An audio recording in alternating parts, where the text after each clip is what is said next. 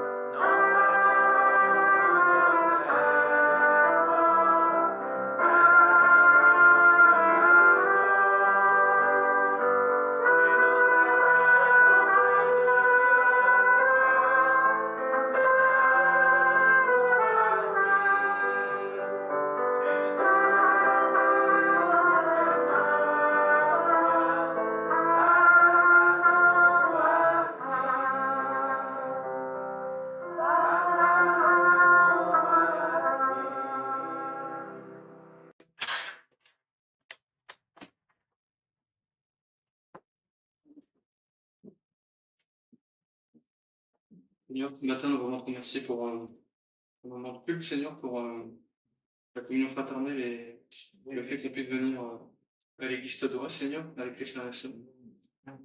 Merci pour ta grâce, comme on vient de le chanter, ton œuvre à la croix, parce que Seigneur, tu as vécu parfaitement, et mort tout est libre à toi-même. Tu as ressuscité, et maintenant tu sièges à la droite de Dieu, Seigneur, et tu es souverain sur toutes choses.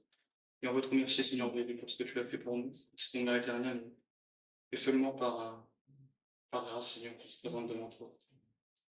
Je veux aussi te prier ce matin pour nos frères et sœurs dans l'église persécutée qui n'ont pas la même chance que nous, Seigneur, de pouvoir se réunir. Ils sont dans la peur et parfois dans la crainte, mais Seigneur, tu les aimes car c'est aussi tes enfants. Et nous voulons te les remettre entre tes mains pour que tu puisses les bénir et les faire grandir comme nous-mêmes. Aussi, Seigneur, on te prie pour que ce moment de culte soit centré sur toi-même, et pas sur nous, pas sur nos émotions, pas sur nos besoins, mais uniquement sur ta personne. Que ça soit pour ta gloire, pour ton honneur et pour ta puissance, Seigneur. On veut aussi te remercier pour ce moment de sainte qu'on pourra avoir ce matin et ce moment de prédication, que tu nous parles par ta parole et nous fasses grandir. Nous pouvons t'aimer davantage et à te glorifier au quotidien de notre vie. Que les paroles de l'Écriture que nous allons lire, Seigneur, ne soient pas comme des simples mots, Seigneur, mais vraiment comme une parole qui transforme nos vies et qui nous touche et qui nous fait changer. À toi la gloire, Seigneur. Au nom de Jésus. Amen. Avant de continuer à chanter pour notre Seigneur, je vous propose de lire l'Écriture. Et ce matin, on va lire le premier chapitre de la lettre on commence le premier chapitre de 1 Jean. Voilà. C'est un court chapitre, mais qui nous rappelle des choses fondamentales sur notre Seigneur. Alors, je montre la lecture, la lecture en version du Seigneur. Nous vous annonçons le message de celui qui est la vie. Nous vous annonçons ce qui était dès le commencement. Nous l'avons entendu, nous l'avons vu de nos propres yeux, nous l'avons contemplé et nos mains l'ont touché.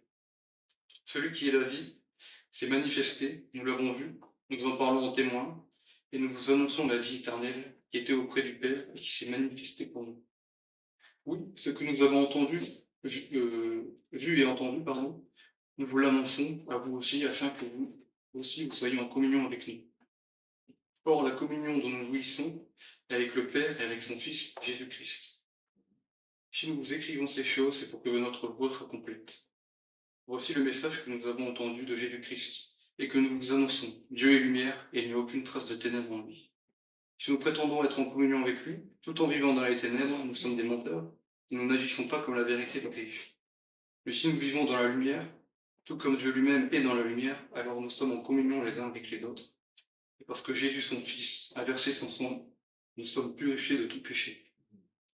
Si nous prétendons n'être coupables d'aucun péché, nous sommes dans l'illusion, et la vérité n'habite pas en nous. Si nous reconnaissons nos péchés, Dieu est fidèle et juste, et par conséquent, il nous pardonnera nos péchés, et nous purifiera de tout le mal que nous avons commis. Si nous prétendons ne pas être pécheurs, nous faisons de Dieu un menteur, et sa parole n'est pas en nous. Fin de la lecture. Voilà, donc c'est encore un trésor de l'écriture. Et ce qu'on peut en dire, c'est que il nous rappelle les vérités fondamentales sur l'évangile. Premièrement, l'apôtre Jean, il rappelle que le Seigneur Jésus est venu sur terre et que les apôtres et les disciples l'ont vu, l'ont touché, l'ont entendu. Et la Bible et le témoignage des apôtres se basent sur leur témoignage, sur le fait qu'ils ont vu Jésus. Et c'est aussi un encouragement pour nous ce matin à avoir confiance en lui et à avoir pleinement une foi solide en Jésus-Christ et en ce que la parole nous dit. Jean ensuite nous rappelle la communion que nous avons avec Jésus et avec les frères et sœurs, et cela en vertu de ce qu'il a fait sur la croix. Il nous a entièrement pardonné nos péchés, il nous a purifiés. Jean rappelle la réalité du péché dans nos vies. Comme il le dit, on est tous pécheurs, tous sous la colère de Dieu, par notre nature, et nous n'avons pas accès à lui. Donc, on a tous besoin d'un sauveur, et c'est ce qu'il nous rappelle. Notre sauveur, c'est Christ, comme le dit ce verset, qui est bien connu, le verset 9, je vais le relire. Si nous reconnaissons nos péchés, Dieu est fidèle et juste, et par conséquent, il nous pardonnera nos péchés, et nous purifiera de tout le mal que nous avons commis. Et c'est souvent un verset qu'on lit quand on en a besoin après avoir péché. Et ce matin, on se souvient que oui, Jésus a payé pour nous, il nous a purifiés entièrement. Il nous a pardonné. Notre joie peut être complète et doit être complète à l'annonce de cette bonne nouvelle. Savoir que Dieu nous pardonne entièrement. Pas parce que quelconque mérite, mais par sa grâce. Alors le deuxième chant, il nous dit « À l'agneau de Dieu soit la gloire, à l'agneau de Dieu la victoire, à l'agneau de Dieu soit le règne pour tous les siècles. Amen. » Alors chantons.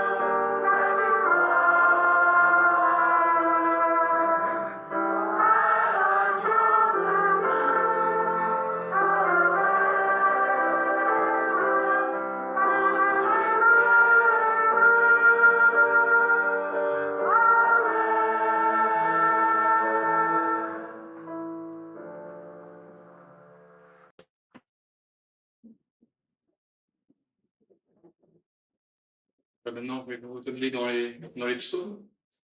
Le psaume 33. Vous prendre des notes. Donc, le psaume 33, c'est un psaume de louange et de voix la gloire de l'Éternel. Son titre dans la version du Semeur qu'on va lire, c'est Le Dieu créateur et sauveur. Voilà, je vais vous faire la lecture. Vous tous, pardon, qui êtes juste, acclamez l'Éternel. Car il convient aux hommes droits de le louer. Célébrez l'Éternel avec la lyre, et louez-le en jouant du luth à 10 cordes. Chantez en son honneur un cantique nouveau. Jouez de tout votre art afin de l'acclamer. Car la parole de l'Éternel est droite, tout son œuvre est sûre. Dieu aime la justice et la droiture. L'amour de l'Éternel remplit la terre. Les cieux ont été faits par la parole de l'Éternel, et toute l'armée des étoiles est née du souffle de sa bouche. Les eaux des mers, il les amasse et les endigue. Il tient les eaux profondes comme un réservoir. Que sur la terre entière on craigne l'Éternel, qu'il tremble devant lui les habitants du monde, car lorsqu'il a parlé, cela s'est fait. Lorsqu'il a commandé, cela est apparu. L'Éternel fait échec au dessein des nations. Il réduit à néant ce que les peuples projetaient. Les plans de l'Éternel demeurent pour toujours, et ses projets subsistent d'âge en âge. Je m'arrête pour l'instant ici pour la lecture, on continuera après.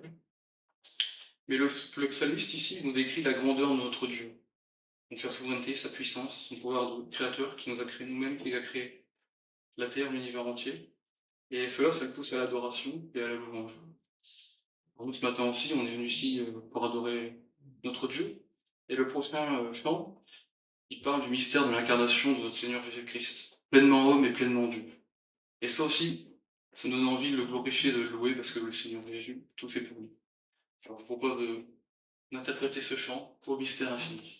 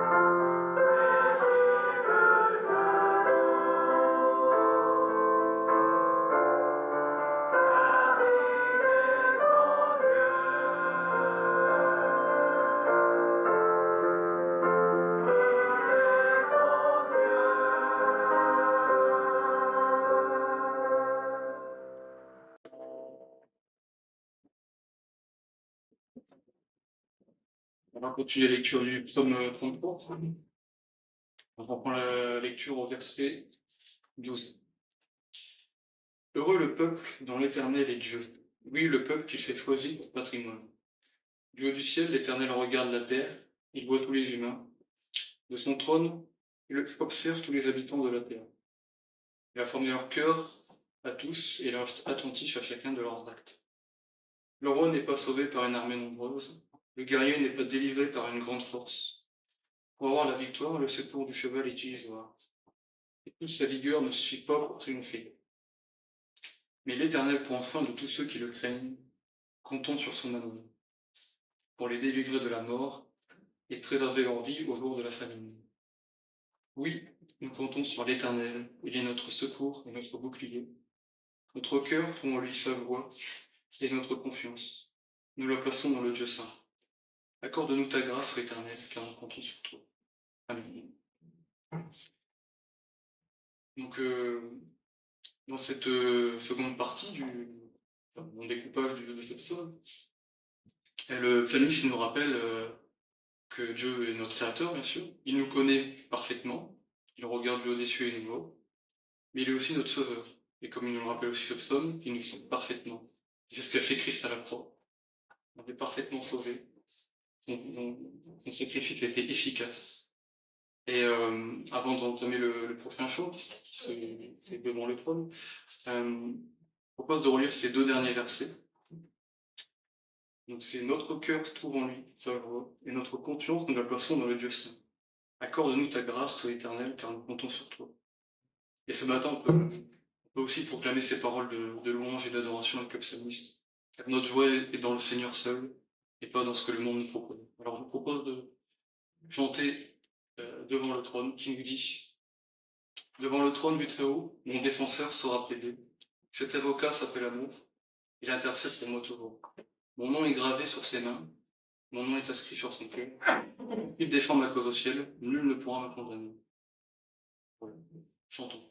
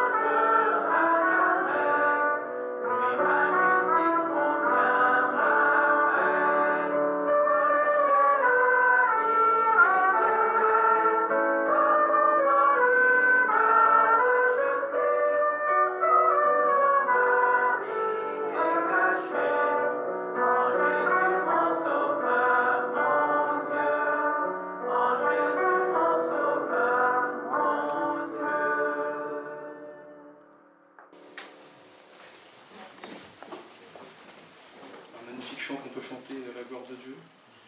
Et maintenant, je vous propose un temps de prière que chacun puisse, dans son cœur, louer le Seigneur, vous remercier, lui rendre grâce.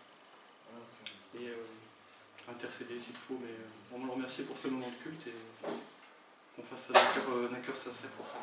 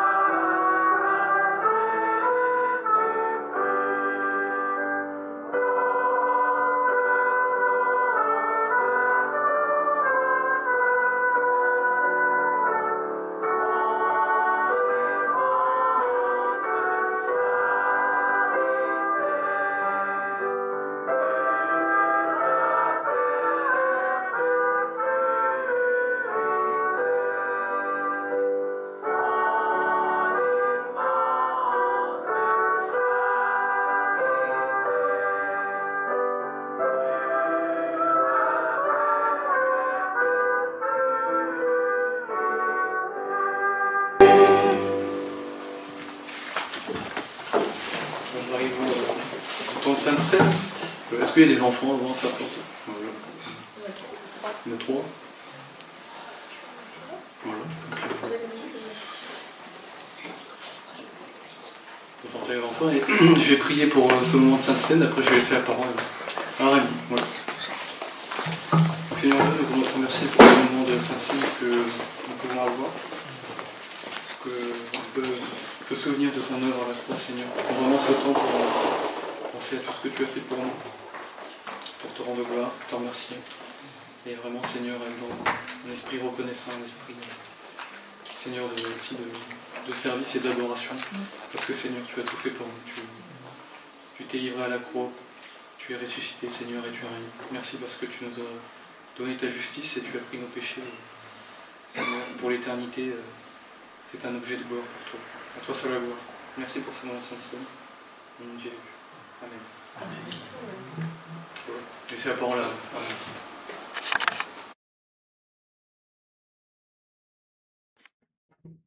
Voilà. Nous voici donc dans le point central de notre culte ce matin. Alors, je vous prie de me pardonner, je risque d'être un petit peu mou, j'ai mal au temps.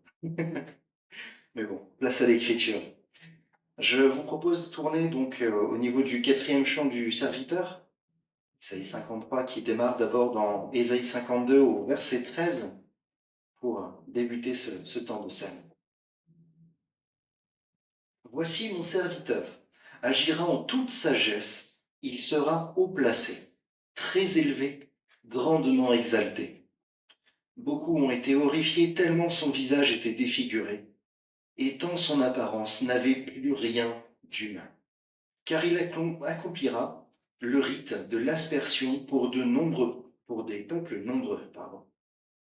Les rois, à son sujet, resteront bouche close, car ils verront eux-mêmes ce qui ne leur avait pas été raconté. Ils comprendront ce qui ne leur avait pas été annoncé.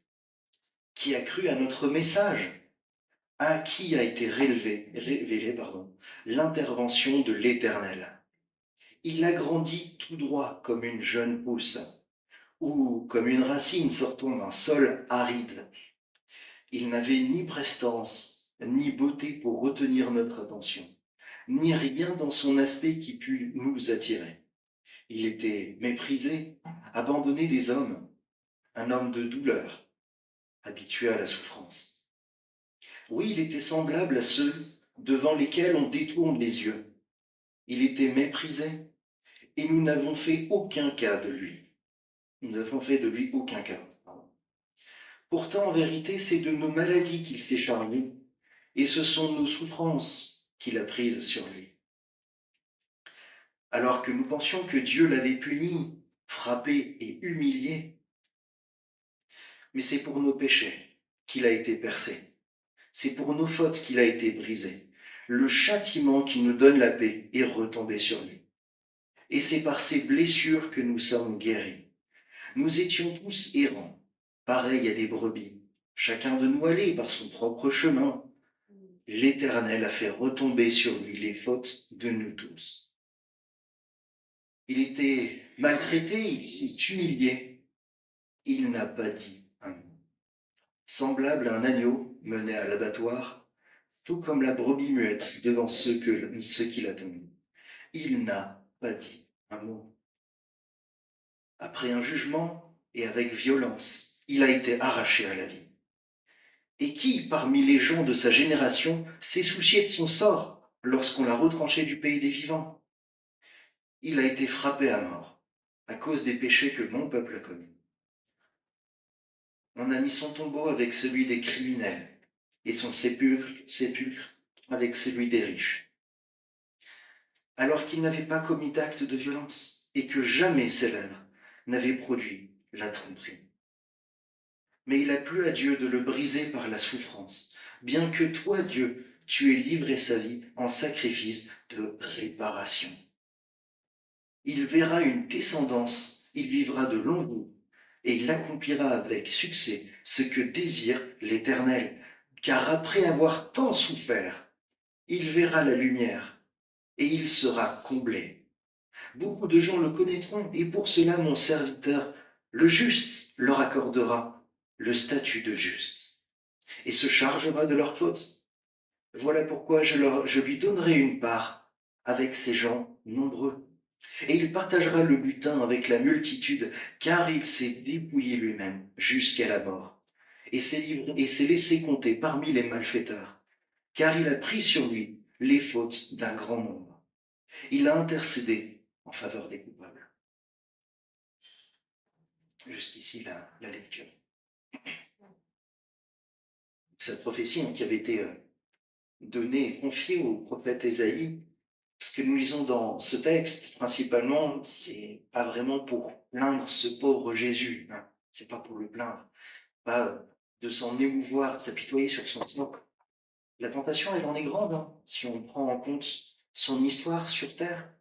Il est dans une crèche, dans une étable. La Bible nous le rappelle, hein, que ce pauvre petit Jésus, il n'y avait pas de place pour lui, sauf une étable, une crèche, une mangeoire pour berceau, et que sa vie se finirait sur une croix. Alors c'est facile, on pourrait s'apitoyer, ça serait tellement facile, tellement tentant, parce que c'est insoutenable. C'est insoutenable, c'est affreux ce que Jésus a dû subir pour nous. Et je souligne à nouveau ce caractère insoutenable et affreux de ce que Jésus a subi. Et nous devons le souligner davantage pour dire ou avoir cette pensée, c'est intolérable et c'est insupportable.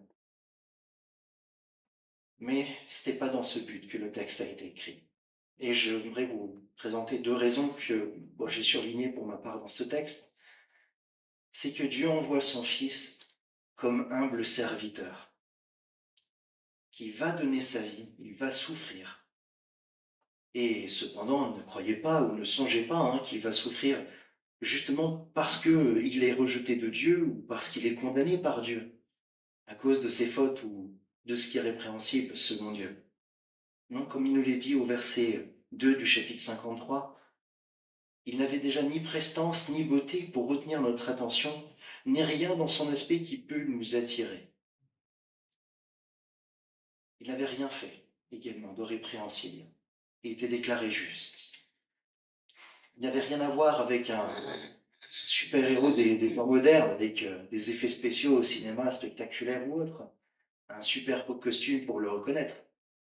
D'ailleurs, les enfants au son d'une musique ou juste à la vue d'une image, ils sauront vous dire de quel super-héros il s'agit.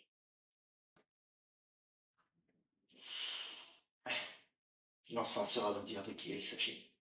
Et concernant Jésus, rien de tout ça. Pas d'artifice, pas d'apparat, pas de costume. Et pourtant, Fils de Dieu. Il est venu en anonyme parmi les anonymes, comme un simple homme, avec ce but, accomplir la volonté de Dieu. Ce qui nous ouvre le chemin vers la deuxième raison que j'ai surlignée dans ce texte. Donc Jésus est venu subir ce que je méritais, ce que nous méritions. À cause du poids de nos fautes, Jésus a dû subir tout cela. Les injures, les moqueries, la violence. Il a porté la peine et la sentence de nos péchés. Ce texte ne nous révèle pas la défaite de quelqu'un qui est vaincu, d'un criminel qui a été rattrapé par la justice. C'est la victoire de Dieu par Jésus-Christ sur le péché.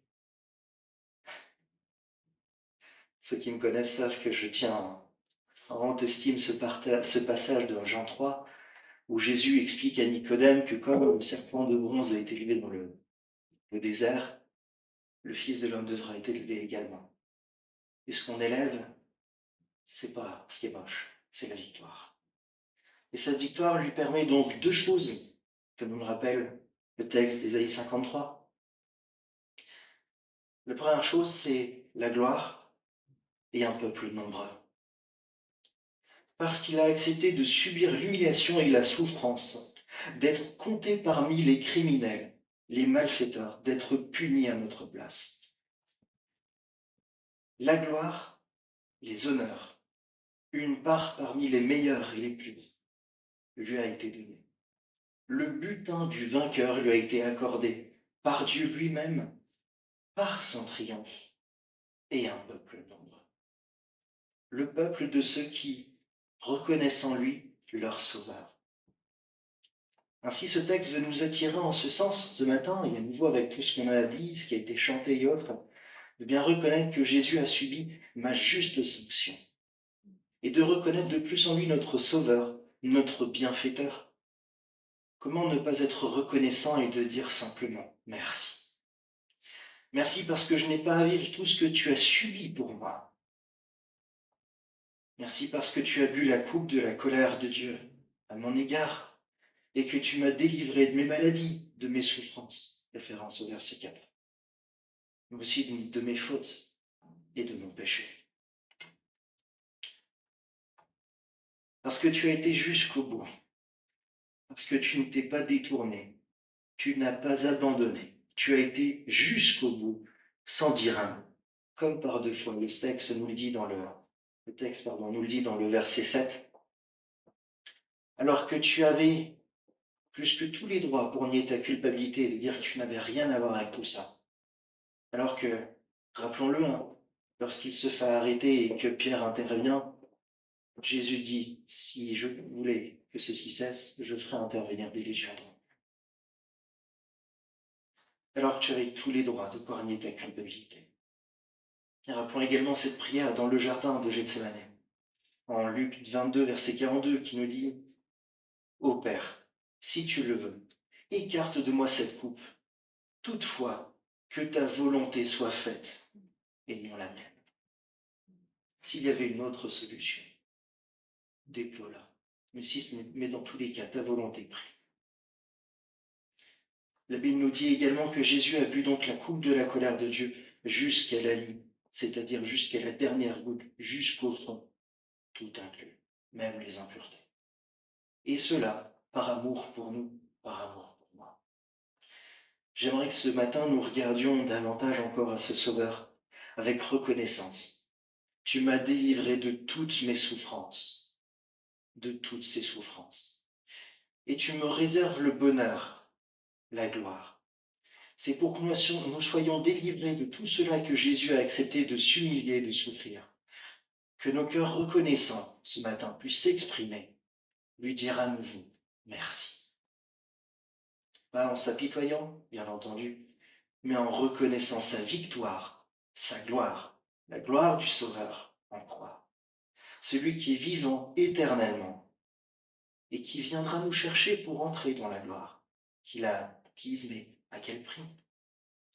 C'est la victoire qu'il a acquise pour nous. En lui, nous avons cette espérance du salut, un salut par sa grâce, et grâce à lui, nous menant à la vie éternelle. Prions avant de partager ce pain et cette coupe, ce fruit de la vie plus exactement, destiné à ceux qui ont reconnu qu'il est leur sauveur, ceux qui croient que Jésus a souffert pour mon péché. Et comme il est écrit dans ce texte, tu m'as recouvert de ta justice. Gabriel, est-ce que je peux te demander? Merci.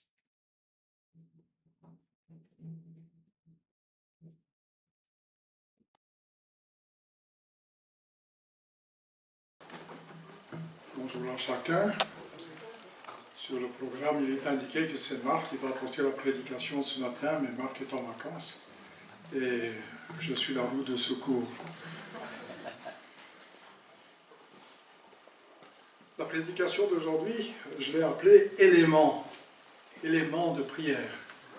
Parce que quand on est à l'université, vous recevez le fascicule du prof et il est mis élément de biochimie, élément de. Donc ça suppose que ce n'est pas tout, que ce n'est pas toute la connaissance que vous recevez comme une brique, et si vous étudiez ça, vous saurez tout, c'est pas vrai. Quand on a un diplôme universitaire et qu'on se met dans la vie professionnelle, on remarque très vite qu'on est dépassé. Et pour être vraiment à la page, il faut se recycler en permanence. Il en est de même pour les commerçants qui vendent différents articles. Il faut vraiment se renseigner pour avoir l'article que l'autre n'a pas. Et si vous voulez attirer des gens, si vous voulez être considéré comme un spécialiste, il faut avoir quelque chose que les autres n'ont pas. Donc, toute la vie, nous devons nous recycler. Et dans le domaine de la foi, en plus de la Bible, il y a des livres intéressants. La Bible, il faut la voir, il faut la lire tous les jours. Je suppose que vous connaissez certains auteurs très connus. Moi, je suis très influencé par Don Carson, John Piper, Tim Keller, Wayne Grudem et John MacArthur. Ce sont les plus connus, mais il y en a d'autres, bien sûr. Mais si vous lisez les livres que ces pasteurs très connus ont édités, ben vous pourrez voir dans mon comportement, dans ma manière de parler ou d'évoquer le Seigneur, vous pourrez reconnaître ces auteurs. et vous pourrez surtout reconnaître le Seigneur lui-même, ce qui est le plus important. Les livres sont intéressants parce qu'ils abordent la foi sous un angle différent. Chacun a un peu sa vue des choses. Et on a des vues différentes selon l'éducation qu'on a reçue. Les uns sont allés à telle université, les autres à telle université. Donc il est intéressant de voir un peu à droite et à gauche. Dieu doit apprécier aussi qu'on désire le connaître mieux. C'est un peu comme quand on est fiancé, on a envie de connaître la personne qui va partager notre vie. On essaie de la connaître un peu à la fois et on essaie d'adapter notre comportement au sien. Donc on change par amour pour l'autre. Quand on agit avec le Seigneur, on veut faire ce qu'il aime. Quand on est chrétien depuis peu, on essaye de se mettre au niveau des autres croyants du rassemblement auquel on a décidé de se joindre. Et j'ai retrouvé dans ma bibliothèque un vieux petit livre, pas très gros, de John MacArthur justement, et qui s'appelle « Première leçon de vie chrétienne ». Il est petit, 4 chapitres seulement. Il se lit très vite et il est composé d'une quantité de versets. Donc ce n'est pas toujours quelque chose que lui, il a pondu, je vais dire. Et ce petit livre est composé donc de 4 chapitres. Le premier souligne l'importance de lire et d'étudier la Bible. Le deuxième chapitre traite de la prière. Le troisième, de notre place dans le corps de Christ. Le corps de Christ, c'est l'Église. C'est ce que nous formons ensemble. Et le 4e chapitre s'intitule « Comment témoigner ». C'est là ce que nous devrions accomplir au cours de notre vie chrétienne.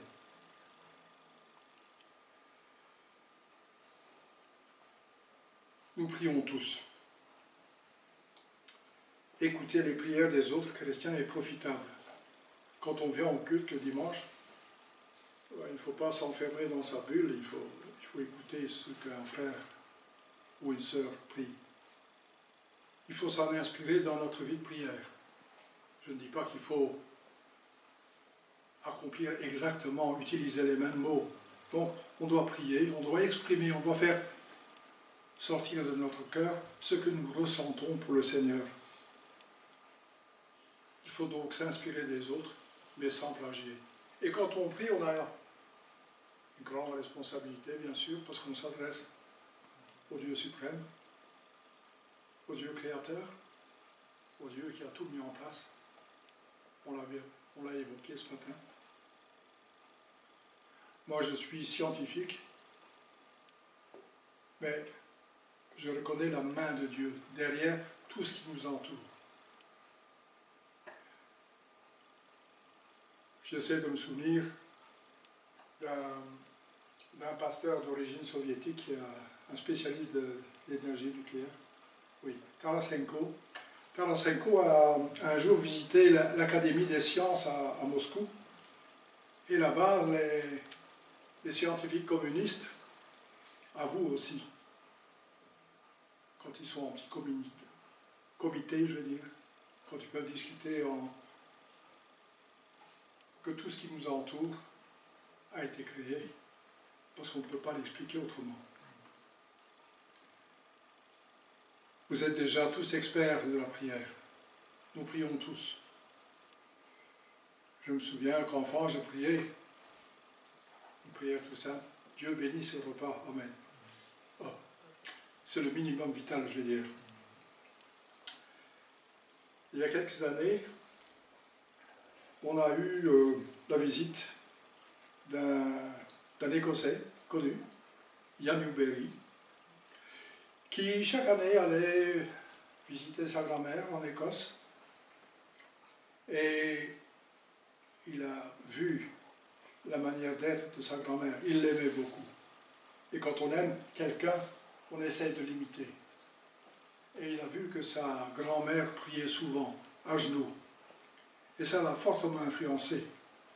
En francophonie, il est devenu le spécialiste, ou un spécialiste en tout cas, de la prière. Il organise des séminaires, on a eu la chance d'en vivre deux. Lucie était là aussi, je m'en souviens. Et c'est très intéressant ce qu'il apporte. Lui disait qu'il est intéressant de faire précéder chacune de nos prières par la lecture d'un passage de la Bible pour apporter quelque chose de frais au Seigneur. Parce que quand on ne lit pas la Bible, eh bien, on apporte presque toujours le même genre de prière. Donc il faut lire la Bible avant. Et si chaque matin, pour tenir notre culte quotidien, nous lisons quelques chapitres, eh bien nous avons de la matière. Nous voyons Dieu sous un nouvel aspect. Et cela nous inspire pour prier un peu différemment de la veille.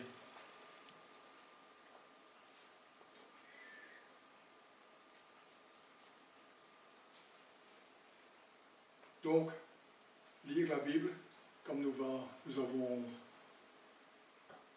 appris de John MacArthur dans ce livre, Première leçon de vie chrétienne, nous devons toujours lire la Bible pour nous inspirer pour le reste de la journée. Comme le sujet de la prière, ou plutôt comme le sujet de la prédication d'aujourd'hui, c'est la prière, je vous invite à prendre votre Bible dans l'évangile de Matthieu.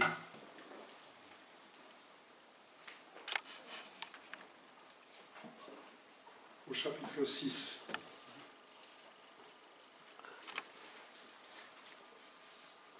Je vais commencer au verset 1, mais soyez rassurés, je ne vais pas tout aborder ce que je vais dire, mais c'est pour vous mettre dans le contexte.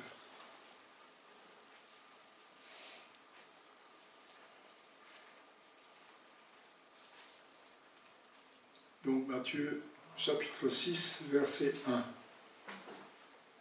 Gardez-vous d'accomplir devant les hommes, pour vous faire remarquer par eux, ce que vous faites pour obéir à Dieu.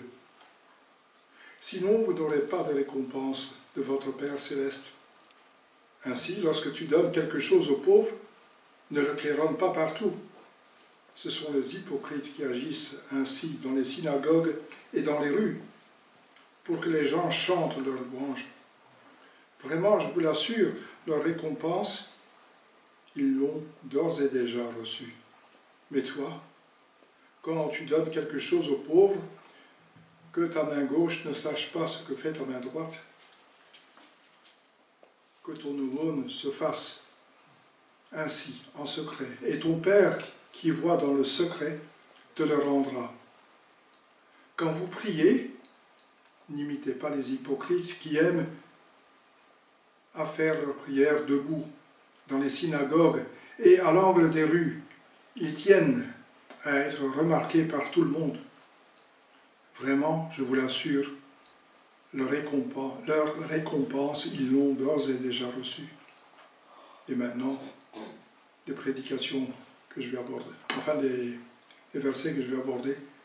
Mais toi, quand tu veux prier, va dans ta chambre, dans la pièce la plus retirée, verrouille la porte et adresse ta prière à ton Père qui est là, dans le lieu secret. Et ton Père qui voit dans le secret te le rendra. Dans vos prières, ne rabâchez pas des tas de paroles à la lumière des païens. Ils s'imaginent qu'à force de paroles, Dieu les entendra. Ne les imitez pas, car votre Père sait ce qu'il vous faut avant que vous le lui demandiez. Et je continue par le modèle de prière idéale. Priez donc ainsi. Notre Père qui es aux cieux, que ton nom soit sanctifié, que ton règne vienne, que ta volonté soit faite sur la terre comme au ciel. Donne-nous aujourd'hui le pain dont nous avons besoin. Pardonne-nous nos torts envers toi, comme aussi nous pardonnons les torts des autres envers nous. Ne nous expose pas à la tentation et surtout délivre-nous du diable. Car à toi appartiennent le règne et la puissance et la gloire à jamais.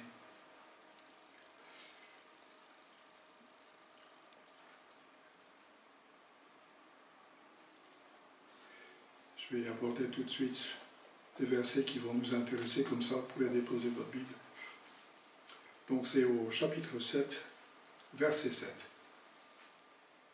Demandez et vous recevrez. Cherchez et vous trouverez. Frappez et l'on vous ouvrira. Car celui qui demande reçoit, celui qui cherche trouve, et l'on ouvre à celui qui frappe.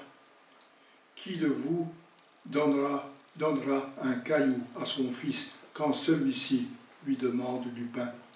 Ou bien s'il lui demande un poisson, lui donnera-t-il un serpent? Si donc, tout mauvais comme vous êtes, vous savez donner de bonnes choses à vos enfants, à combien plus forte raison votre Père céleste donnera-t-il de bonnes choses à ceux qui les lui demandent? Si mauvais que vous êtes, ça ne s'adresse pas à vous, évidemment, ça s'adresse au public de Jésus, soyez rassurés. Parfois, les pharisiens s'arrangeaient pour être en rue au moment de la prière. À 9h, à midi ou à 3h de l'après-midi, ils essayaient dans la rue pour pouvoir être pris en flagrant délit de prière, n'importe où, pour que tout le monde dise « Oh, ce sont des gens qui sont près de Dieu ».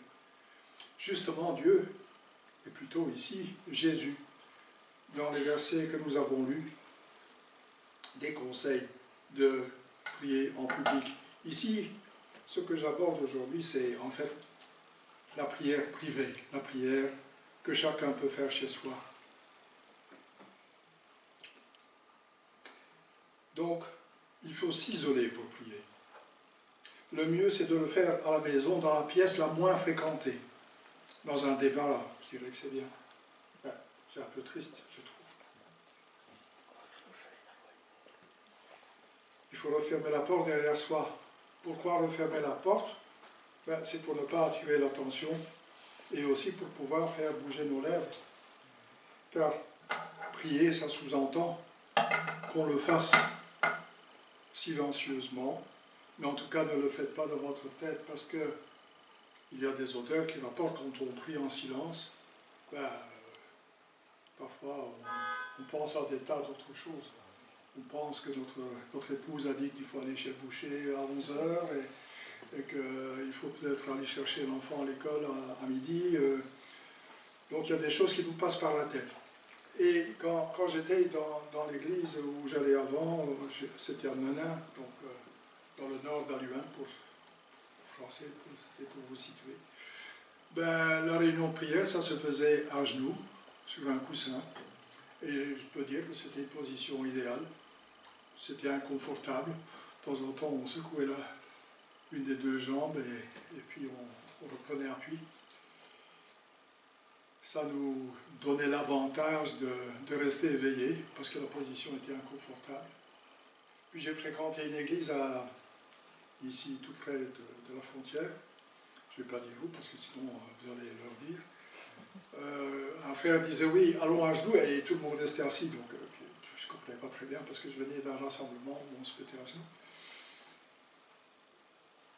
Il n'y a pas de précision quant à la position pour prier. Donc, prier sans bouger les lèvres, c'est dangereux parce qu'on peut s'assoupir et on peut vagabonder, comme on dit. Donc il faut parler de manière audible pour rester concentré sur ce qu'on dit. Prier, c'est merveilleux, c'est avoir une communication personnelle avec Dieu. C'est un tête-à-tête et Dieu aime ça. Jésus nous a enseigné à prier. Il a enseigné le Notre Père. Notre Père, ça suppose qu'on est à plusieurs, mais là dans la petite chambre, on est tout seul. Donc, comme Jésus l'a dit, il est inutile de répéter.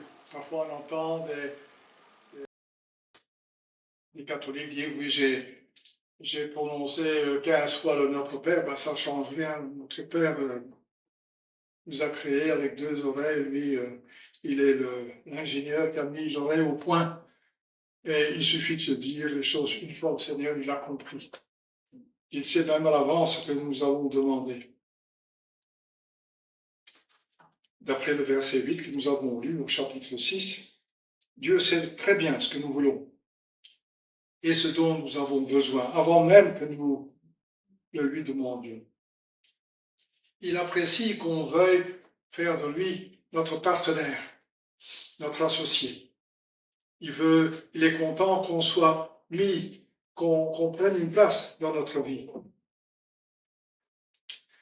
D'après Ésaïe 46, il connaît l'avenir et nos prières confirment parfaitement qu'il connaît toutes les situations. Mais il aime qu'on demande son aide. Il est prêt à nous aider. Et les choses seront beaucoup plus faciles si on les lui demande. Nos prières ne modifient pas le projet initial de Dieu. C'est difficile à comprendre parfois. Dieu est souverain. Il a des plans, il a des visions. Il sait comment les choses vont se terminer. Mais l'effet de nos prières, parfois difficile à comprendre, certains diront on prie pour rien, c'est tout. Mais en agissant avec nous, à l'écoute de nos prières, il va peut-être prendre un chemin parallèle à celui qu'il allait emprunter pour la réalisation de son projet. Le Père connaît chacune de nos prières, même avant la création. Et avant la création, il nous avait même attribué une place que nous occupons aujourd'hui dans cette salle. Son plan est éternel. Et il est très important de continuer à prier pour lui confirmer qu'il avait raison. Ce que Dieu fait est parfait. Il est souverain, il sait tout. Jésus nous instruit à propos de la prière. S'il nous instruit, c'est dire qu'il aime qu'on prie. Il aime entendre notre voix. Je n'ai pas une voix agréable à écouter, je le sais, parce que je parle avec un accent désagréable. Je parle à la flamande et les flamands parlent avec le R prononcé à l'avant de la bouche. Mes 2 frères plus jeunes sont d'une autre série. Il y a 10 ans d'écart. Eux, ils n'ont pas mon accent, donc ils sont plus agréables à écouter.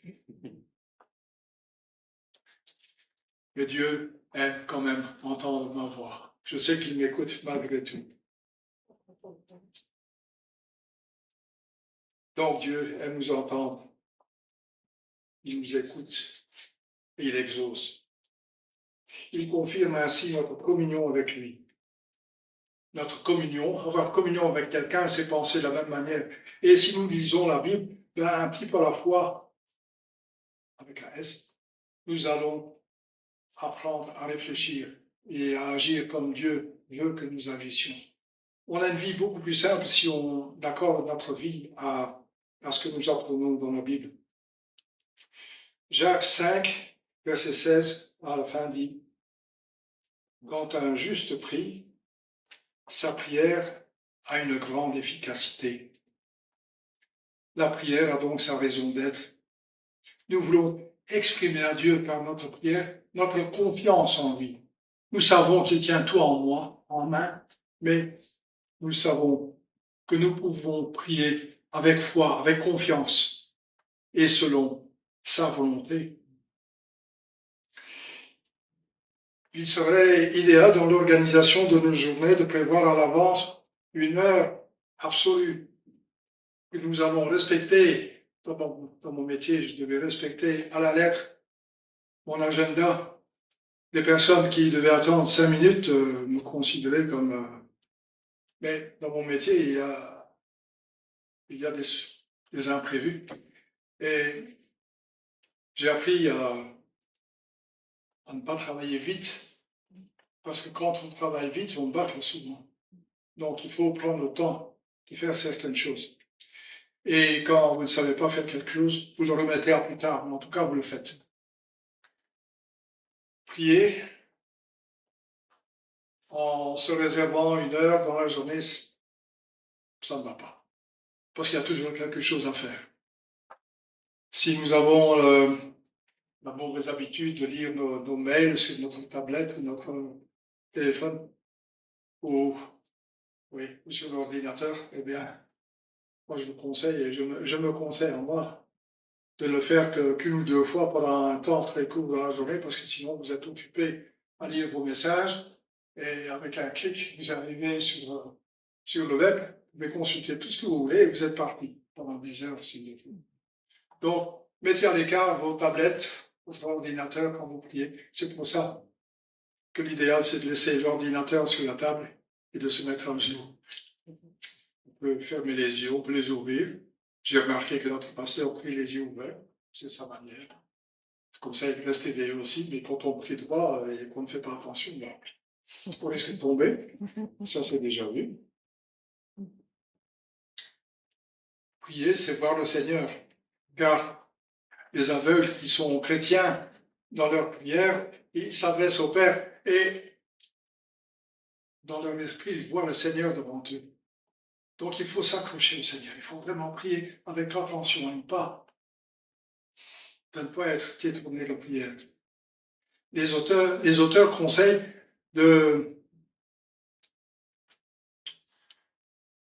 d'essayer de prier plusieurs fois par jour. Quand vous êtes en attente, votre épouse dit oui, on va manger à midi, mais c'est pas cuit. Profitez-en pour vite prononcer une prière. Si vous prenez l'autobus, il n'est pas toujours là quand vous arrivez. Donc il y a en général parfois 2-3 minutes. Profitez-en. Quand vous vous ennuyez dans l'autobus, prenez au préalable, vous aurez noté un verset et vous pouvez peut-être apprendre par cœur, c'est profitable tout ça. En tout cas, on peut prononcer tout au long de la journée de courtes prières. Et les prières sont en général, quand on a le temps, on subdivise la prière en 4 parties en général. On commence par adorer le Seigneur.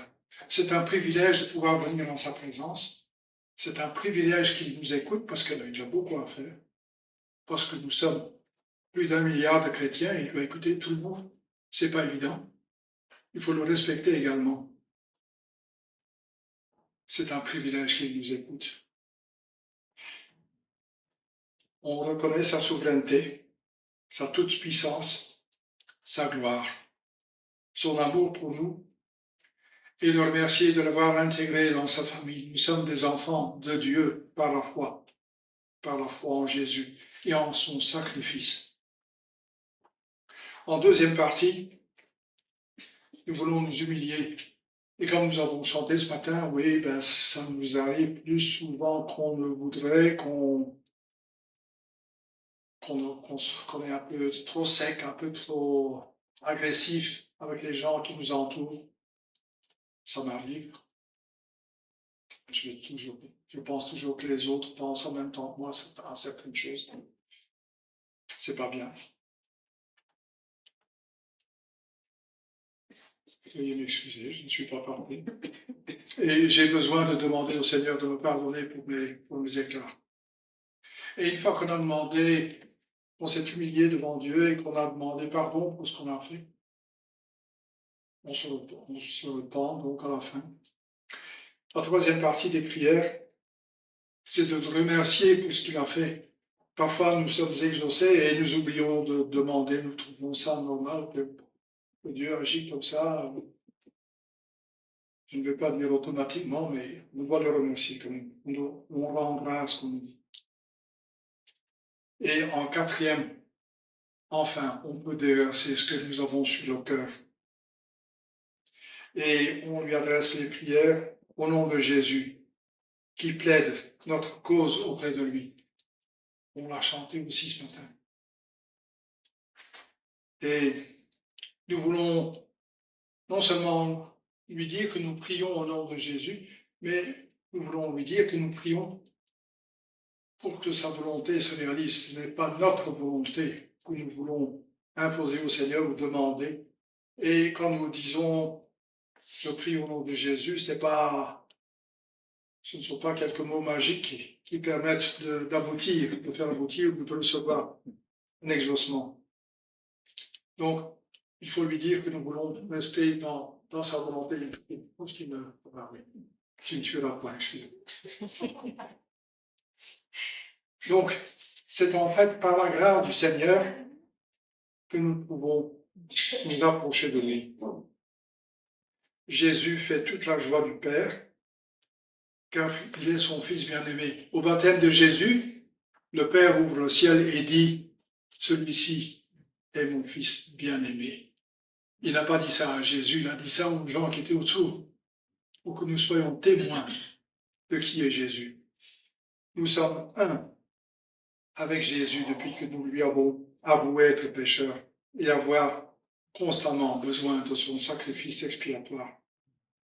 Devant la tombe de Lazare, en Jean 11, verset 42, Jésus est en prière et il dit au Père, je sais que tu m'exauces toujours. Nous sommes en Jésus. Et par la foi, nous pouvons demander à Jésus d'intercéder auprès du Père et demander qu'il réalise selon ce que nous avons sur le cœur. Mais nous devons aussi préciser que nous ne voulons pas forcer les choses, que nous voulons prier selon sa volonté.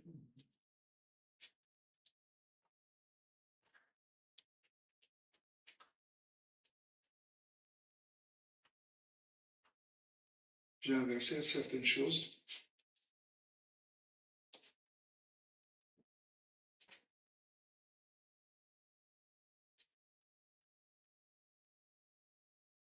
Comme je disais, le Père nous connaît et ce qu'il attend de nous, ce sont des paroles sincères, des paroles qui sortent de notre cœur. Nous ne voulons pas utiliser à mauvais escient la puissance du Seigneur. Comment nous inspirer de prier, pour prier? Bien, je vous ai dit la lecture quotidienne. Il y a des méthodes de prière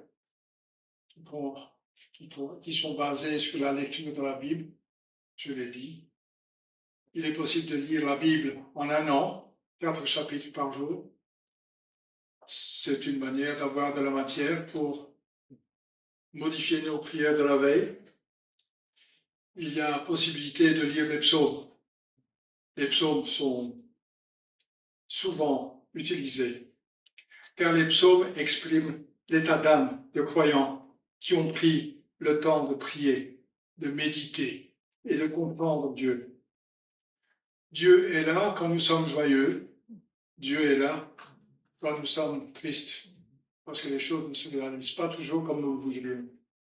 Mais il nous entend. Et si nous demandons quelque chose à Dieu, il va intervenir. Mais certaines choses ne sont pas selon son planning. Peut-être que ce que nous demandons n'est pas réalisable. Peut-être que ce que nous demandons n'est pas la bonne chose. Mais parfois nous prions avant l'heure de la prière. Donc, soyons gentils envers Dieu, soyons patients également. Un certain Billy Wells, je ne sais pas si certains le connaissent, ancien pasteur à Chicago,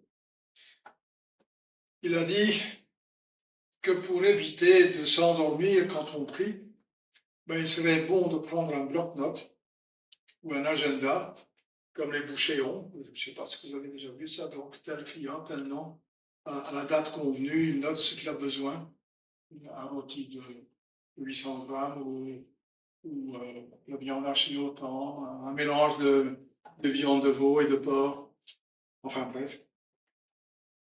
Ce sont des agendas qui donnent une page assez longue. Et ce Billy Wells conseille donc de noter nos impressions sur Dieu que nous avons eues la veille. Et il conseille de noter les prières. Noter une prière, ça vous oblige à penser ce que vous allez écrire, à penser ce que vous allez par après prier. Donc, et certains conseillent même dans un début de notre vie de prière, dans le début de notre marche avec le Seigneur, de noter nos prières. Il n'y a pas de honte à ça, parce que nous voulons bien faire les choses. Nous voulons faire les choses comme recommandé. Et quand nous notons, nous réfléchissons, et nous, en général, nous ne s'endort pas facilement.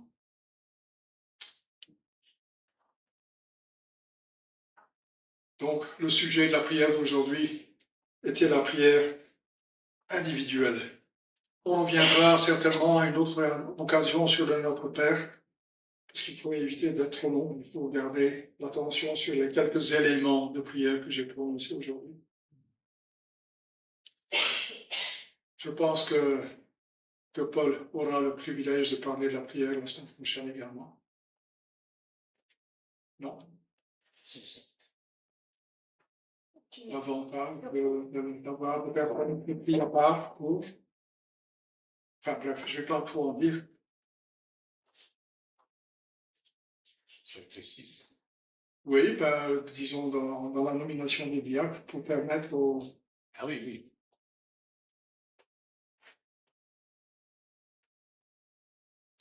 Donc, pour commencer, nous pouvons prier à la maison. Il est avantageux de prier en communauté. Je dois vous avouer, au début que je venais dans un rassemblement, je participais aux réunions de prière. Jusqu'au jour où on a volé mes plaques de voiture, ici devant. Et depuis lors, je n'ose plus venir dans l'obscurité. Donc, j'évite d'être ici, et ça cause des gros problèmes quand vous rentrez à la maison. Je vais rentrer dans la voiture, je dis, oh, il manque une plaque, elle est tombée. Je vais derrière, particulièrement généralement. Puis je téléphone à la police, est-ce que je peux passer demain? Non, ils vous conseillent de venir ce soir encore. Donc je suis allé voir la police, faire une déclaration le soir même. Et puis, ben oui, vous devez attendre, et puis c'est votre tour. Et l'avantage dans les déclarations, c'est que celui qui a pris la plaque n'a pas pu l'accrocher à une autre voiture et n'a pas pu faire des excès de vitesse avec votre plaque.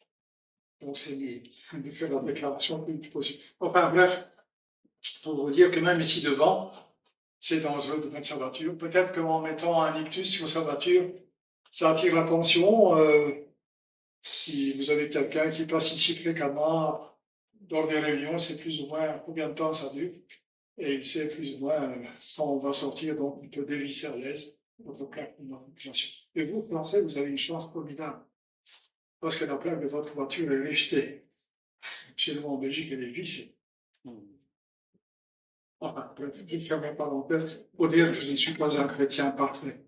Je ne viens pas aux réunions de prière. Et j'ai même demandé à Marc de peut-être de réinstaurer la prière de l'après-midi pour pouvoir fréquenter celle-là. Ou prier de nouveau lors du culte ou avant le culte. Marc est en vacances, il n'a pas encore répondu à mon mail. Donc il profite de ses vacances. Voilà, ça c'est ce que je voulais vous dire à propos de la prière aujourd'hui. Je me suis même un peu étendu. En tout cas, nous savons que nous sommes aimés de Dieu, nous sommes de sa famille, et nous pouvons nous réjouir de ce que l'apôtre Paul a écrit aux Romains. Qui nous arrachera de sa main? Une fois que nous sommes admis dans la famille de Dieu et que nous venons à lui régulièrement, il nous aime.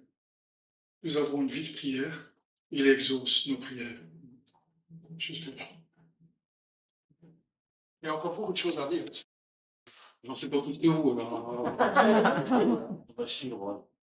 Mercredi 19h30, une prière. Ça c'est maintenu ou pas? S'il y a des gens. S'il y a des gens. S'il y a personne, de la prière tout seul. Mais ça marche pas bien. Hein. Dimanche, 10h, ça ne marche pas. Voilà. Plus loin. Et nous voilà, nous faire une prière pour la rentrée le 29 août à 16h. 16h. À partir. À partir.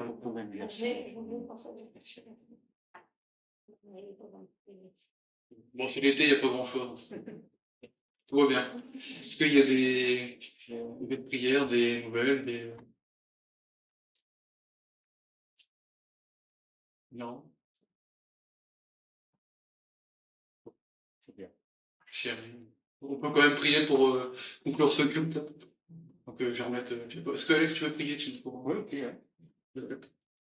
Ouais, Saint Dieu, nous voulons te bénir, te remercier pour ce temps passé sous ton regard, dans ta présence et en communion fraternelle. Merci pour ta parole. Merci pour ces exhortations que nous avons entendues et reçues dans nos cœurs. Je te prie que vraiment ces choses que nous avons entendues puissent porter leurs fruits, Seigneur, à la gloire de ton nom, Seigneur. Tomber conti cette journée, que chacun puisse retourner chez eux, Seigneur, avec la grâce que tu as donnée ce matin, sur cette bénédiction que chacun a pu recevoir en ta présence et la communiquer autour d'eux, Seigneur. Te remercions pour ton salut, grâce merveilleuse, et pour Jésus-Christ qui s'est donné pour chacun d'entre nous. Amen. Alors du coup, on va interpréter un dernier chant qui nous dit que nous avons un Dieu puissant et qu'il règne. Voilà que cette semaine, nous puissions faire sa volonté, le glorifier de chaque instant et dans chaque chose que nous faisons. Comme on l'a évoqué, qu'on puisse le prier et le rendre. Voilà. Nous avons un Dieu puissant.